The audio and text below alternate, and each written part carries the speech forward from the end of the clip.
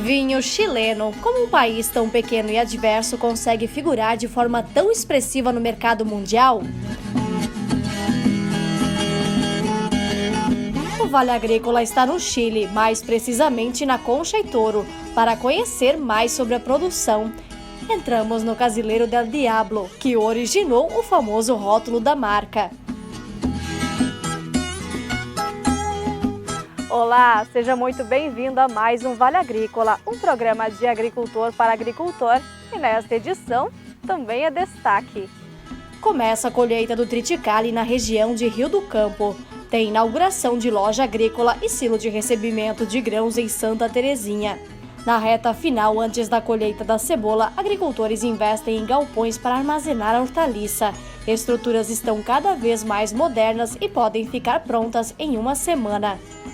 O de madeira a gente faz até 20 metros de vão livre, sem apoio no meio, o trator faz a volta dentro do galpão, sabe? Tem a comida como cultura de um povo em Peritiba. Nasceu a ideia desse projeto? Nasceu da vontade de resgatar pratos típicos locais, de resgatar o hábito da produção de alimentos. É o caso da chimia, uma mistura de melado, frutas e raízes que ultrapassa gerações na família Heimisch.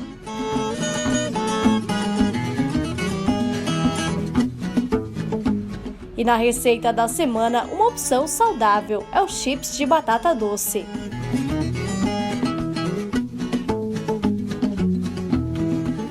E o chimarrão já está pronto? Pegue sua cuia e fique com a gente. O Vale Agrícola inédito e cheio de informação para você está só começando.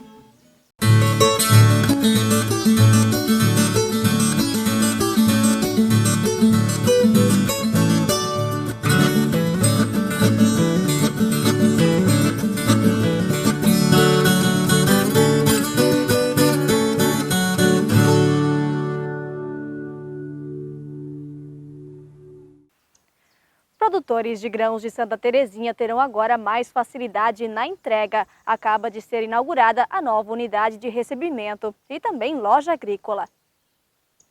Em uma localidade como o Rio da Anta, no município de Santa Terezinha, onde 90% da produção é agrícola, ter uma unidade de recebimento e beneficiamento de grãos como esta, inaugurada esta semana, é de extrema importância para os produtores, como também para a economia do município. Durante 4 anos, este trabalho de recebimento era feito em uma estrutura menor e alugada. Antes era uma situação um pouco precária, né? Devido ao espaço que a gente tinha, a gente pegou uma unidade que já era bastante usada e bastante danificada, então dificultava aos produtores descarregar esses grãos nessa unidade. E também desenvolver a produção na região. E com a vinda da Cravil aqui, nós conseguimos ajudá-los com novas tecnologias e com isso eles também começaram a produzir muito mais. A estrutura nova construída possui 2.150 metros quadrados e faz parte do total de 36 lojas agrícolas e das 16 unidades de recebimento e beneficiamento da Cravil no estado de Santa Catarina. A capacidade de armazenamento é de 100 mil sacas, mas pode chegar até 200 mil. Um total investido de 6 milhões de reais.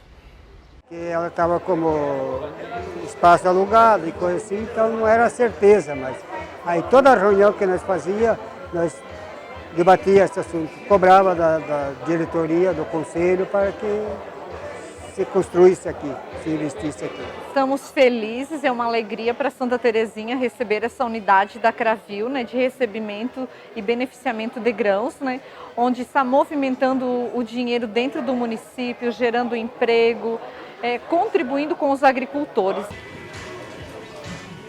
Uma salva de palmas. A colheita da cebola está quase começando e olha só, tem gente correndo contra o tempo para garantir a armazenagem de todo este produto, já que promete ser uma excelente safra.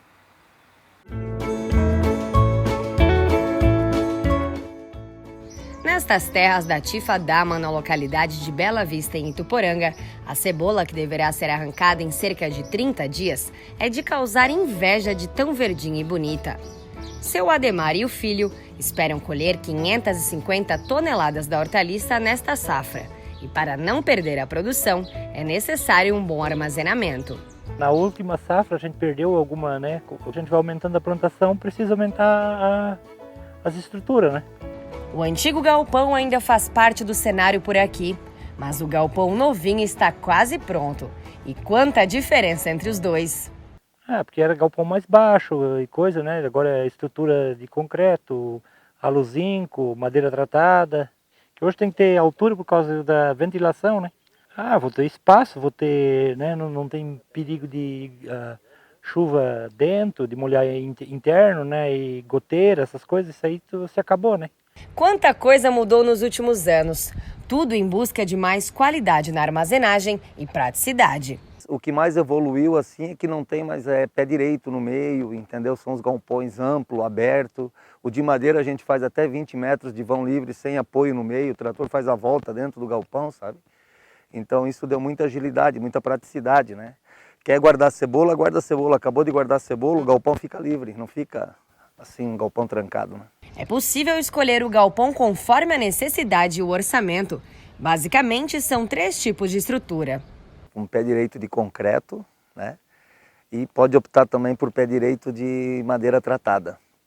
A madeira tratada tem a garantia de 15 anos, mas a expectativa de vida dela é de 30, 40 anos. E o concreto é concreto, né? Então muitos hoje estão optando até mais pelo concreto. Tem a cobertura de madeira tratada, como a gente também está iniciando com cobertura metálica. E a Ecotrate também tem uma outra empresa agregada nela, que é a E-Concreto, onde que a gente produz galpões pré-moldados, todos em concreto, 100% de concreto. Na agricultura, na pecuária e no lazer. Esta estrutura fica na localidade de Fundos Aurora e também foi elaborada no sistema. Desde a cancha de laço, as cercas e o galpão. E uma das grandes vantagens deste tipo de sistema é o tempo que esses galpões levam para ficar prontos. Por ser de pré-moldado, até mesmo estruturas grandes como esta são concluídas em menos de uma semana. A gente tem 7 equipes de montagem, então a gente é muito prático na montagem. A gente tem as tesouras em estoque, os pés direito de concreto, de madeira, tem sempre em estoque. Então o produtor pediu, é difícil, não dá 10, 15 dias, nós já estamos iniciando a obra dele. Enquanto uns inovam em uma estrutura maior que a antiga, outros produtores constroem o primeiro. É o caso do Lourenço, da localidade de Rio do Norte, em Ituporanga, na divisa com Vidal Ramos. O galpão de 350 metros quadrados foi construído em outubro do ano passado. E desde lá, vem facilitando a vida do produtor, que planta 10 hectares de cebola. Porque lá onde eu moro é do meu cunhado, aí aqui o terreno é meu, né? O galpão foi feito bem alto, dele armazena melhor a cebola, daí fica melhor a mercadoria dentro. E para quem acha difícil construir porque falta dinheiro, deve se antenar ao Plano Safra. São 500 milhões de reais destinados para a construção ou reforma de estruturas rurais. E o melhor, com juros de 3% ao ano e prazo de até 10 anos para pagamento. Quem já garantiu um galpão para a safra, só resta a expectativa da colheita. Tomara que dê uma boa safra de novo para encher de novo, né? Pode ter a cebola de prova aí do lado que vai pro galpão. Tudo está se modernizando, a gente tem que modernizar junto.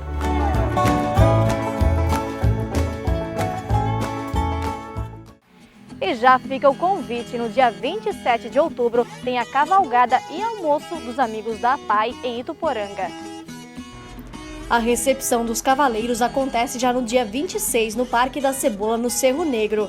No dia 27, às 6 horas da manhã, vai ser servido um café colonial. A cavalgada sai às 8 horas da manhã, com belas paisagens no caminho. E na volta vai ter aquele almoço com galeto e costela fogo de chão. Neste ano também vai ter leilão de um potro manga larga. Tudo para arrecadar recursos para esta importante instituição que faz um trabalho lindo de atendimento a crianças e adolescentes com deficiência. É uma forma de se divertir com a família e ainda angariar recursos para esta importante causa. E no próximo bloco, vamos falar da colheita do triticale e tem uma viagem pela produção de vinho no Chile. Conheça um pouco mais sobre a quinta maior produtora da bebida e os segredos por trás de um dos rótulos mais famosos.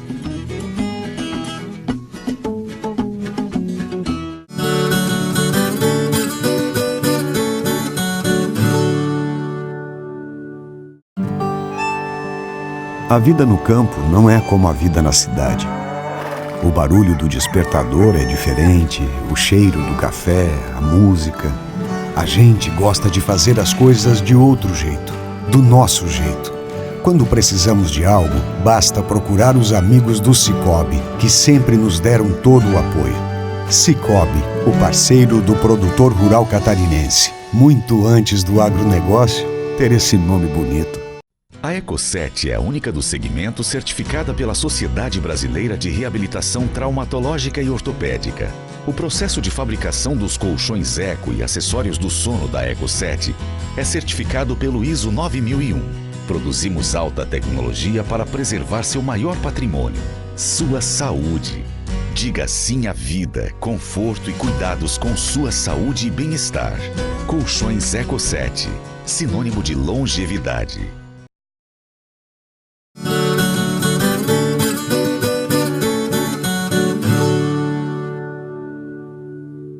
Na semana passada, nós mostramos que teve dia de campo sob o triticale em Braço do Trombudo. E nesta semana agora, nós acompanhamos o início da colheita em Rio do Campo. O verde dá lugar à cor marrom, indicando que o momento da colheita chegou. E que momento! Podemos arriscar que o mais belo de todo o ano, não é? Esta propriedade na localidade de Rio Azul faz parte dos testes para identificar o potencial e os benefícios do triticale, que promete ser uma alternativa mais produtiva no inverno. Na lavoura, o triticale e a aveia são concorrentes. Os dois têm o mesmo custo de produção. A diferença é que o triticale pode gerar renda.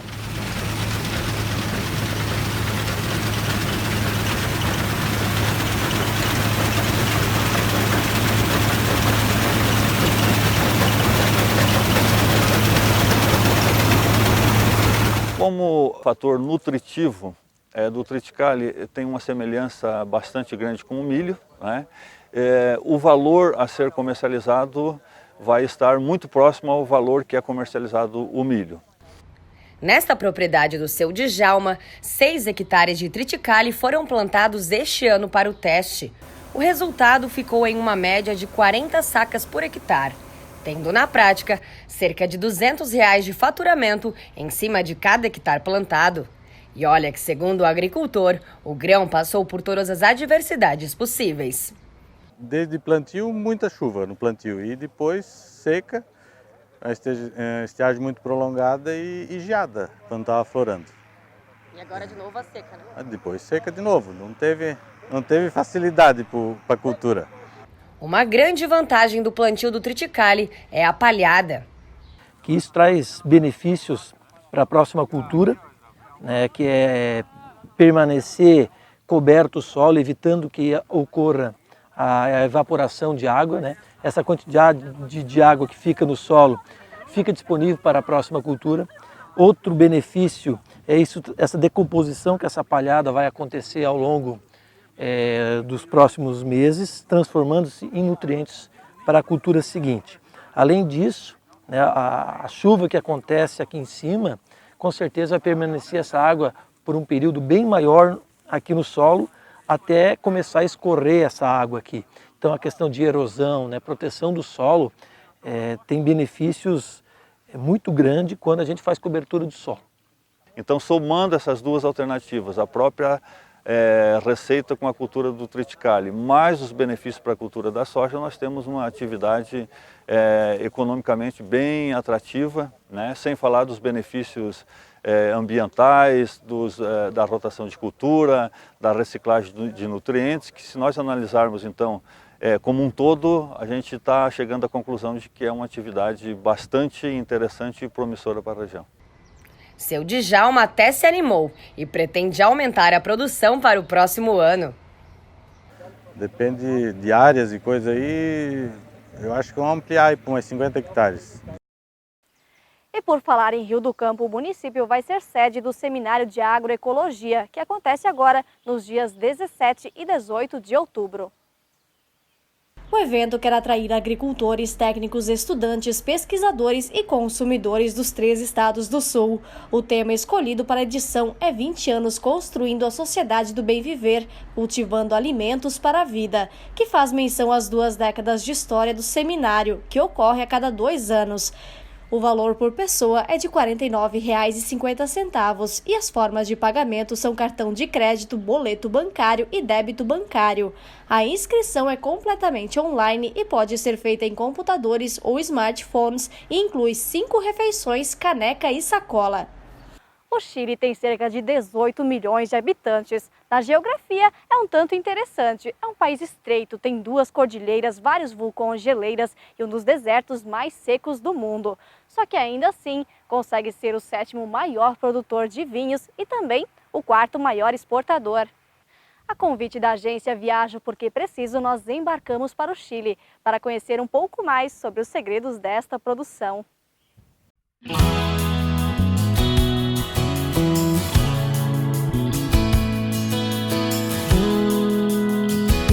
Uma paisagem tão diferente que nada lembra o vizinho de continente. Em extensão, o Chile é 11 vezes menor do que o Brasil, tem 1/10 da população, consegue ter clima tropical e ao mesmo tempo com geleiras nas paisagens de fundo. Quando se fala em vinho, não há maior autoridade na América do Sul. O Chile é o 7º maior produtor mundial e o 4º maior exportador. E para conhecer um pouco mais sobre a produção de vinhos no Chile, nós estamos em uma das vinícolas mais famosas, a Concha y Toro. Aqui é produzido pouco mais de 1% do vinho consumido no mundo, o que coloca a Concha y Toro em 5º lugar no ranking mundial. São 11 áreas para cada uma das 11 uvas cultivadas. Somadas com os cultivos na Argentina e na Califórnia, são 11 mil hectares. Nesta área estão demonstrações de 26 variedades, plantadas em espaldeiras verticais, tudo para que o fruto pegue o sol de forma direta, o que gera estresse e sabor mais adocicado. O parreiral pode durar entre 100 a 350 anos e depois de 8 anos que você plantou uma dessas começar a produzir. Não quer dizer verdade que antes não vai ter uva. O 3º ano ela já tem uva, mas a qualidade para fazer o vinho é só depois de 8. A falta de água pode ser desafiadora. As vinícolas do país conseguem driblar esta dificuldade com engenhosidade e tecnologia. Cerca de 75% dos vinhos produzidos no país são considerados sustentáveis, ou seja, não desperdiçam água nem insumos. A irrigação é feita por gotejamento, 30 minutos 2 vezes por dia, 3 dias por semana, somente em época de produção. É por este sistema que a planta também recebe fertilizantes naturais. A colheita vai de fevereiro a maio. Em setembro, as videiras começam a brotar, após o período de dormência no inverno. Toda a informação para distinguir uma cepa da outra se encontra na folha. O tamanho, a cor, a linha, são todas diferentes. E esse estudo se chama ampelografia.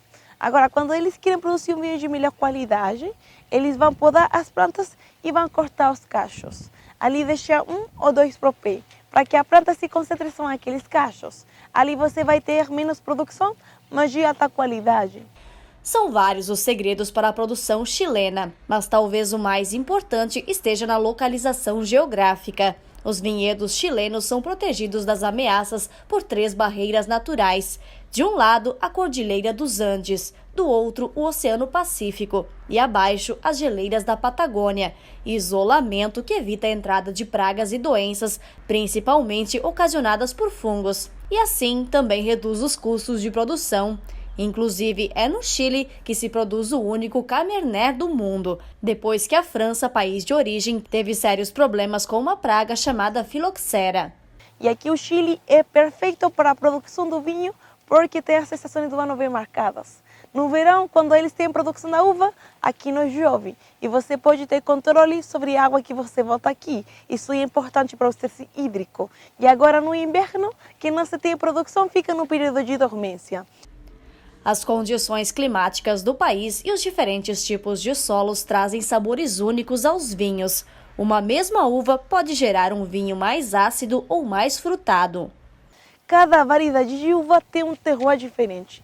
Aqui o clima mediterrâneo e o tipo de solo é mais pedroso, por isso que é perfeito para o Cabernet, que é uma variedade mais forte, ela consegue ultrapassar as pedras. Quanto aos vinhos brancos, certo que são feitos no Vale de Casabranca, Vale de Rapel, perto de Valparaíso, Vinha del Mar. Aí o tipo de solo tem mais minerais e o clima também é diferente. E é por isso mesmo que você nunca vai beber o mesmo vinho todos os anos, porque o clima sempre vai mudando. E com o clima muda a concentração da uva, a acidez, o açúcar. É por isso que tem pessoas que procuram certas safras que se dão melhores que as outras. O processo também é diferente na fermentação de cada tipo de vinho. Aqui a ideia é que o suco comece a absorver tudo o que tem a casca. A amargura, acidez, o cor, os taninos. E antes de completar todo o processo aqui da fermentação, às vezes se tira um pouco daqui e se faz o vinho rosé. O vinho rosé vem do vinho tinto, só que se tira antes pela coloração na fermentação. Quanto tempo vamos deixar aqui o vinho vai depender do enólogo, o vinho que ele esteja fabricando. Tem vinhos que ficam 10 semanas aqui dentro fermentando, como vinhos que ficam 20 semanas. Se ele quiser um vinho com mais teor alcoólico, ele bota mais levadura aqui e deixa maior tempo na fermentação. Se ele quiser um vinho com mais açúcar, ele deixa passada a data da colheita da uva para ela se tornar com mais açúcar, que são colheitas tardias. Por lei, aqui no Chile não se pode adicionar nem água nem açúcar no vinho. Então tem que trabalhar com a mesma concentração da uva. Depois da fermentação, os vinhos são guardados em grandes adegas como esta, com o uso de ar-condicionado e controladores de umidade, para evitar que os barris de carvalho ressequem. Cada barril tem 250 litros, que vão render 300 garrafas de vinho. Aqui se trabalha com dois tipos de barril, o carvalho francês e o carvalho americano. A diferença vai ser que o carvalho francês tem 5 vezes mais pequenos os microporos. Ali dentro acontece uma microoxigenação. Se deixa por maior tempo de guardar o vinho e a qualidade do vinho no carvalho francês é melhor pela microporosidade que o carvalho tem.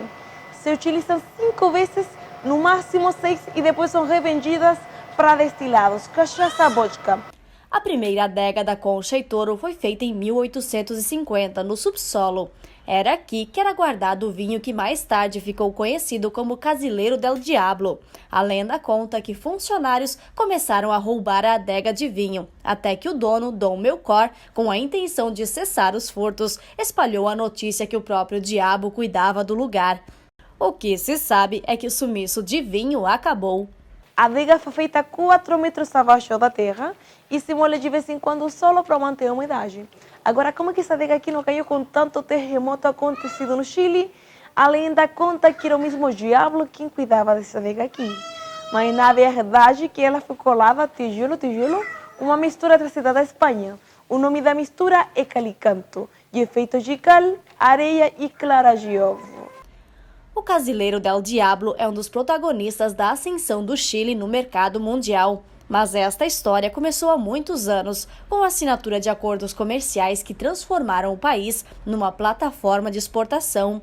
Num geral, por serem donos de um paladar agradável e um custo-benefício relativamente baixo, os vinhos chilenos têm caído na graça, principalmente dos brasileiros. Na verdade, nós trazemos clientes para cá desde o início da nossa agência, há 3 anos, né? E esse ano a procura está sendo enorme e ninguém visita o Chile sem conhecer a vinícola Concha y Toro. Tem muitas vinícolas, tem Concha y Toro, Hondurra, tem bastantes, né? A qualidade do vinho, o Carmener atrai muito turista brasileiro. Gente que não quer só saborear, mas também conhecer mais.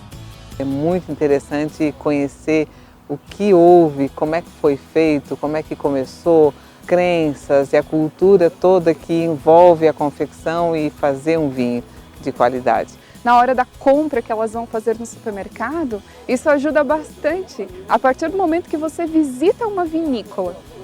Talvez nem o próprio Dom Melchor imaginaria que daria tão certo. O espantalho de ladrões virou rótulo mundial, a cara do Chile. Diabolicamente saboroso.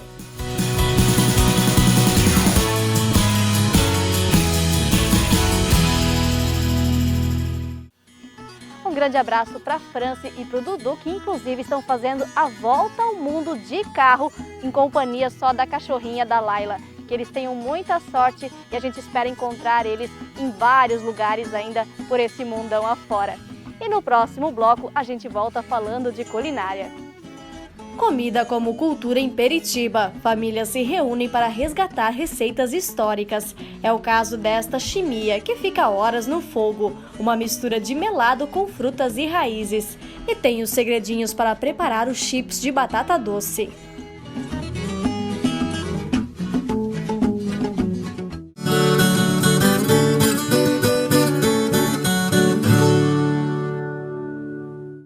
Desde muito cedo, diariamente, a fartura que chega à nossa mesa é o resultado de uma perfeita combinação. O trabalho do homem do campo e a excelência em nutrição animal das rações Cravil. Produtos desenvolvidos com ingredientes selecionados do campo, alta tecnologia e experiência de mais de 40 anos de quem se preocupa com o resultado final. Um plantel produtivo e saudável. Rações Cravil. Tecnologia conquistando resultados.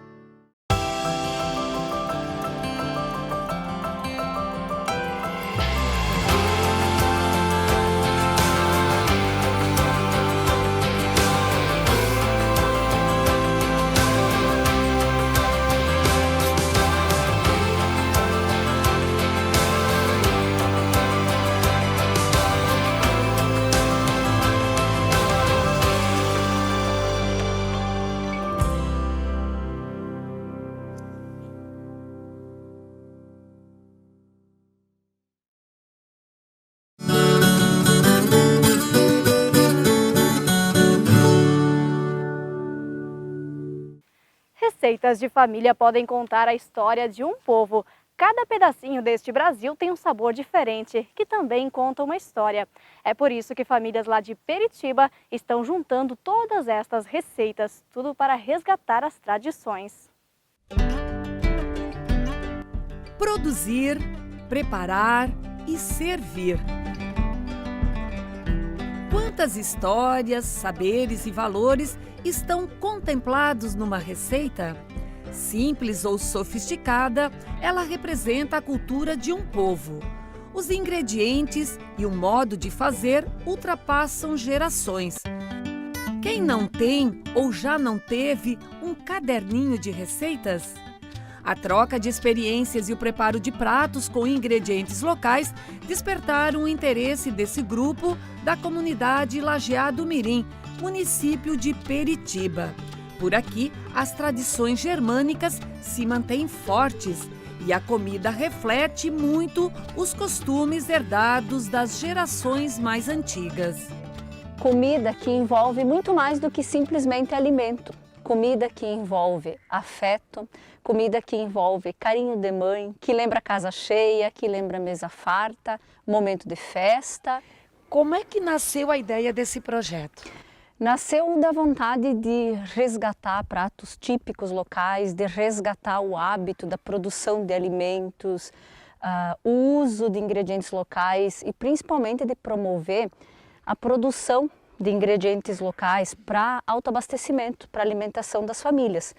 E também um grande motivo foi registrar isso, proporcionar o momento dessas famílias estarem contando suas histórias. Essa questão de resgatar pratos da antiguidade, né, de gerações passadas, para valorizar o que o município tem de bom, né, que são os produtos locais, para ter esse momento de troca, de entrosamento, mexe muito com a emoção, né, porque as mulheres elas acabam lembrando de pratos que as mães faziam, que as avós faziam. Daí a gente sempre usou isso, que é bem natural, né? A Juraci Berton Klein trouxe uma receita para compartilhar com o grupo, que é tradição na família, a cuca de mandioca. A Laurete Engel explica como é feito o bolinho de arroz, que a família dela gosta tanto. É assim, trocando ideias, sementes, experiências e muitas receitas, que a comunidade preserva os seus valores. Tem uma receita que eu acabei fazendo e já fiz várias vezes, daquele grústule da vovó feito e ficou massa, né? A família toda gostou. Esta é a família Reinisch, do município de Peritiba, oeste catarinense. As tradições da cultura germânica estão presentes no dia a dia da propriedade. É o caso do preparo da chimia, um doce caseiro servido principalmente com o pão no café da manhã. A família utiliza o melado de cana-de-açúcar, frutas, batata doce e chuchu no preparo da chimia. Vamos ver então com o seu Nercildo como esse doce é feito há mais de 40 anos na propriedade deles. Isso aqui é uma chimia que nunca na mesa de manhã, né, de noite, sempre para fazer uma chimia com pão, né? Isso é uma nata boa? Uma nata, isso é uma coisa tradicional, né, que já há tantos anos, né, 43 anos que estamos casados, sempre fizemos, né? E os pais também já aprendemos, veio lá dos pais, já que a gente aprendeu, e nunca vamos deixar de fazer também, né? Porque e vamos passar para os filhos, para frente, que eles vão continuar depois isso, né? Naquele ritmo, né? De ter a chimia sempre, né? Todo dia, né? Qual é a época do ano que vocês fazem? Junho, julho, né? Isso é conforme o serviço, às vezes, né? Também, né? Praticamente mais em julho, né? Por que é julho? A cana está mais doce já, né? O que vai nessa chimia? Laranja, abóbora, né? Pode botar batata doce, mamão, chuchu, né? Tudo que faz um ingrediente assim, né? Que dá tudo do gosto que cada um gosta, né? E isso dá uma chimia muito boa, né?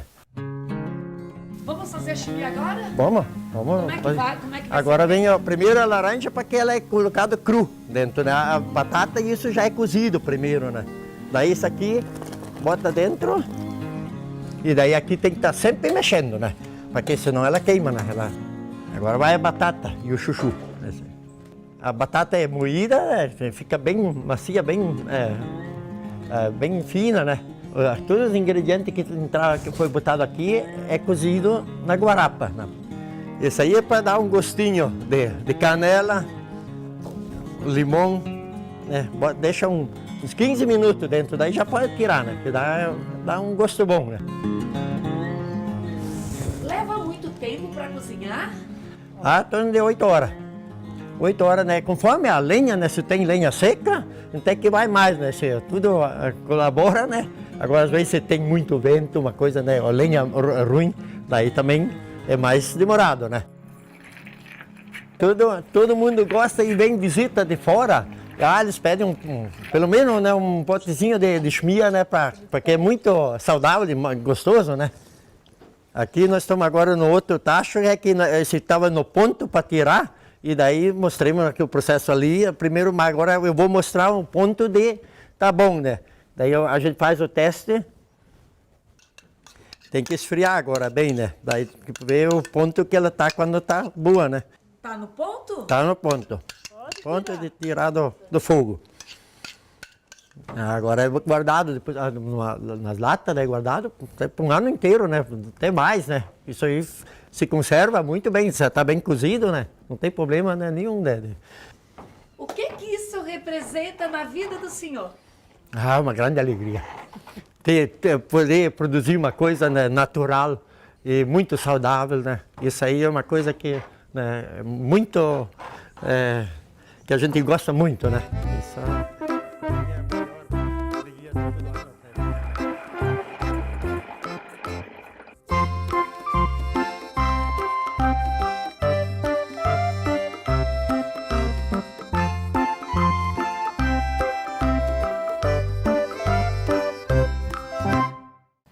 Olha, fiquei morrendo de vontade de experimentar essa chimia, tem cara de ficar uma delícia. E a gente continua nesse ritmo de receitas, porque hoje é dia de chips de batata doce, uma opção que não é frita, não leva conservantes e nem aditivos, e por isso deve fazer parte do nosso dia a dia.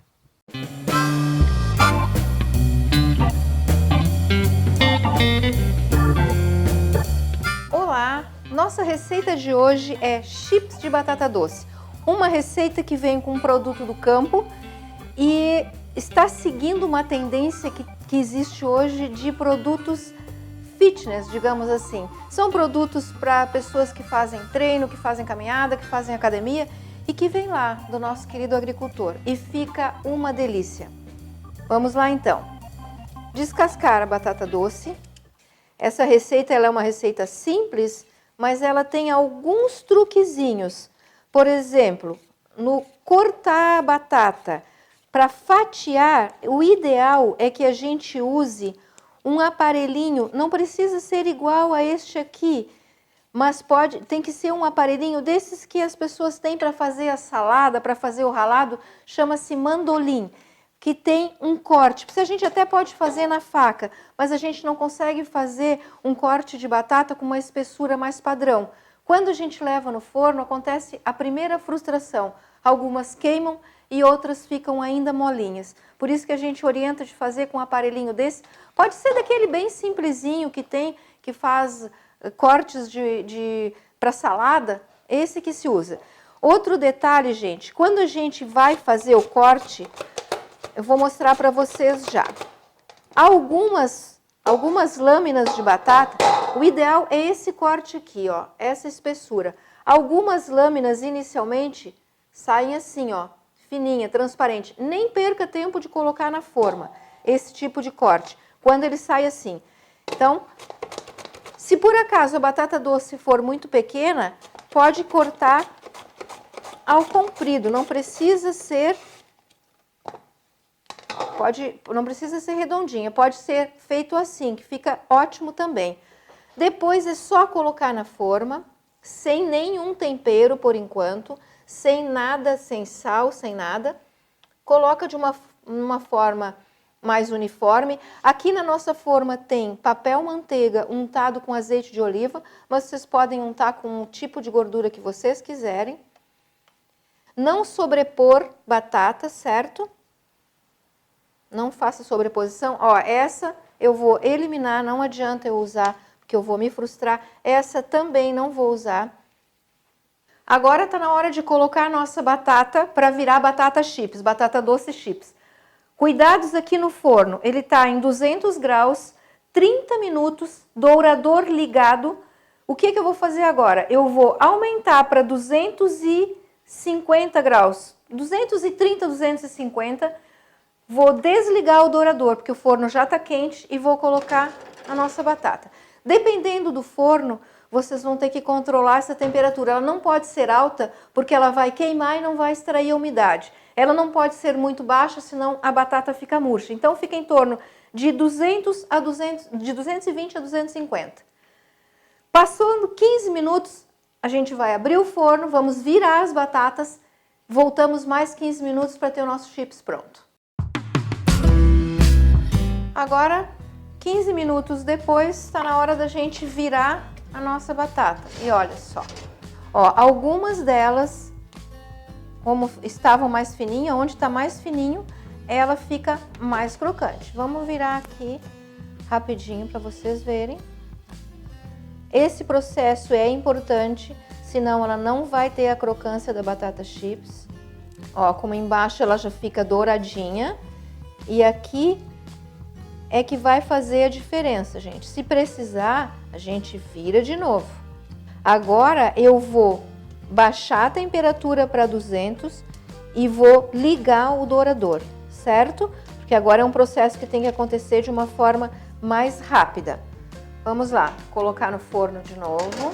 Ela já está numa temperatura boa, ela está em 220 graus. Eu vou ligar o dourador e agora não tirar mais o olho daqui. Agora é um olho no peixe e um outro no gato, certo? Tá na hora da gente olhar de novo o forno. E ó, nossa batata chips, algumas prontas já, outras que a gente tem o cuidado que eu falei para vocês. Ó, essa aqui tava muito fininha, aqui a ponta muito fininha, aqui muito fininha. Aonde tá muito fininho, ele fica pronto antes. Vamos tirar as que já estão prontas. E ó, gente, para vocês saberem, ela sai molinha do forno, ainda mesmo torrada, ela sai molinha. Mas ela vai ficar crocante depois, ela vai secar e vai ficar crocante. Tem algumas que nós vamos voltar para o forno de novo e vamos deixar mais um pouquinho. Essa aqui a gente vai eliminar porque ela amarga, quando ela queima assim, ela amarga.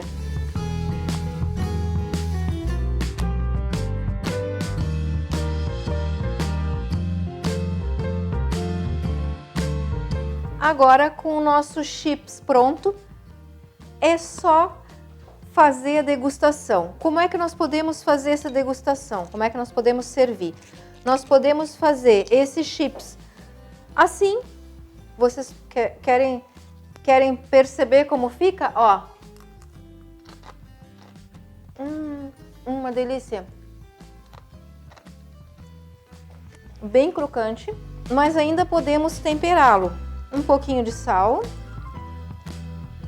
um orégano e finalizar com um azeitezinho de oliva, mas é assim, é coisa pouca.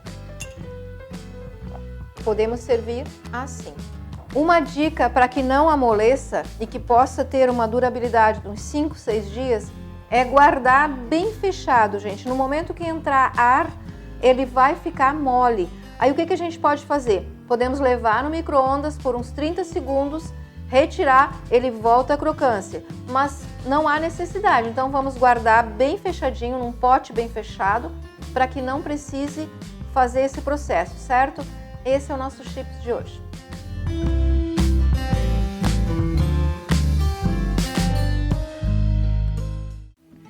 Uma receita maravilhosa, né? Eu já aproveito para agradecer a todo mundo que nos acompanha pelas redes sociais, Facebook e YouTube. Não esquece de comentar a cidade. A gente sempre lê os recadinhos e responde na medida do possível. O Vale Agrícola termina aqui. Aproveite a sua folga e tenha uma semana produtiva de trabalho. A gente se vê no sábado que vem. Até lá!